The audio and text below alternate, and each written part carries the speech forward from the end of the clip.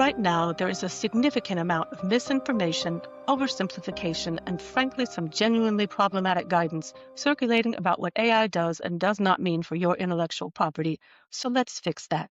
Here's what we're covering this week: what the U.S. Copyright Office now says about AI-generated works, what AI means for trademark protection of your logo and brand name, and what USPTO guidance says about AI and patents.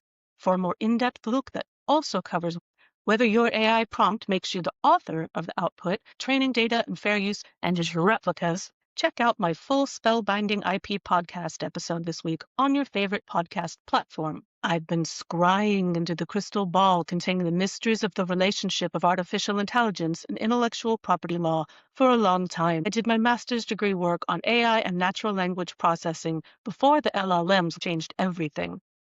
Let's start with copyright because it affects the most people. Copyright law protects only works of human creation. The Copyright Office has stated this directly. I'm going to quote them because the exact language matters. Copyright protects the original expression of a work created by a human author, even if the work also includes AI-generated material. And copyright does not extend to purely AI-generated material or material where there is insufficient human control over the expressive elements. Now, this seems straightforward, but the application is where it gets complicated. Let me walk you through three main scenarios.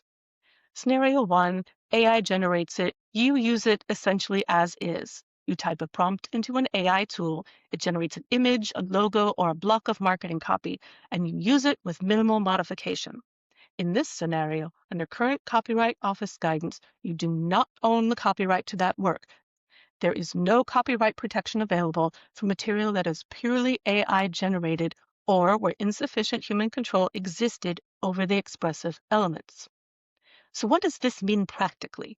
If someone copies that AI generated image you're using on your website, you may have no legal standing to stop them.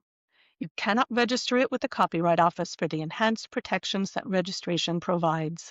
And you cannot truly build long-term brand value on an asset that is not actually yours to own. Scenario two is AI assists your creative process. You use AI as a tool in service of your own creative judgment. You create a rough sketch, feed it to an AI to refine certain visual elements while you make the creative decisions. You use an AI writing tool to help you edit and improve copy that you wrote. You use AI to remove unwanted background elements from a photograph you took. The Copyright Office has been clear on this as well. AI assistance does not destroy your copyright protection. The question is whether the human was in the creative driver's seat. Scenario three is there's no human hand at all. An artist submitted a visual work to the Copyright Office and described it explicitly as, and I am quoting, autonomously created by a computer algorithm running on a machine. Registration was refused. There was no human authorship, so no copyright protection. Full stop. The rule is not complicated in theory. AI assists human authors, but the application requires honest assessment of your actual creative process. And that is why documentation matters so much. Keep records of the creative decisions you made, the changes you made to AI output, and the creative direction you exercised throughout the process. That documentation is what supports your copyright claim if it is ever challenged. It would be awful to not be able to prove you were truly the author and end up losing your rights.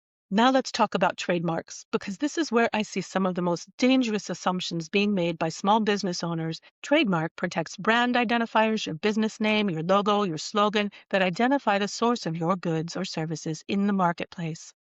Federal trademark registration through the USPTO gives you nationwide protection and powerful enforcement tools if someone tries to copy your brand. But here's the core issue with AI-generated logos and brand names. If you used a logo generator tool, Canva's AI logo tool, Tailor Brands, Logo.com, or similar services, you need to read the terms and conditions of that tool very carefully before you build a brand around it. Many of these services explicitly prohibit you from applying for trademark registration for logos created through their tools. The reason for this matters. Canva and its licensors retain ownership interests in the underlying elements, and those elements are not exclusively yours. Now, if they're not exclusively yours, they can't function as a distinctive source identifier for your specific business, which is the fundamental requirement for trademark protection. And even if the service says you can apply for trademark protection, that doesn't mean the USPTO will grant it. Tools like DALI or Midjourney or Nano Banana do not claim ownership over their output, but that does not automatically mean you are in the clear for trademark registration. The trademark question is not the same as questions about copyright ownership. It's about whether your logo is distinctive enough to function as a trademark and whether it conflicts with anything else already in use for identical or similar goods and services. An AI image generator does not run a trademark search. It does not know that the font and emblem combination it produced for your startup looks confusingly similar to a competitor's registered mark. These are things that require human judgment and a proper trademark search, which means a comprehensive search that goes beyond the USPTO database and includes common law unregistered marks. If you build a brand on a logo that turns out to conflict with an existing mark, you may have to rebrand entirely at significant cost.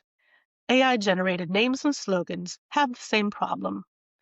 The AI does not know or care that the phrase it gave you is already in widespread use, or care that the tagline it produced is so common and descriptive it can't function as a trademark at all. Those are things that require research and legal judgment.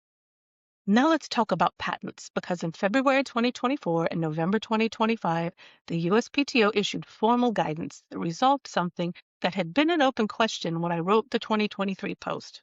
At least it's resolved for now. The question was, can an AI system be named as an inventor on a patent application? The answer, as of the USPTO's 2025 guidance, is definitively no. An inventor must be a natural person, a human being. An AI system cannot be named as an inventor on a patent, regardless of how significant its contribution to the development of the invention was. This matters for small business owners in a few specific ways. If you're developing a product or process and you used AI tools at any stage of that development, you need to think carefully, ideally with a patent attorney, about where the actual human inventive contribution lies. The human inventors named on a patent application need to have genuinely conceived of the claimed invention. Now, if the AI did the primary creative work of generating the solution and the human merely implemented it or selected from among the AI's outputs, that raises real questions about who the proper inventor is and thus whether a patent can be granted. The USPTO's position is that if a human used an AI tool as an instrument in the inventive process, exercising creative judgment in directing, selecting, and implementing the AI's contributions, the human can still qualify as the inventor. But if the human simply entered a prompt and used whatever the AI produced, the inventorship analysis gets complicated very quickly. Getting inventorship wrong is not just a technical paperwork issue. Incorrect inventorship can invalidate a patent entirely. If you're a business using AI tools in your design and development process, this is something to discuss with a patent attorney before you file anything.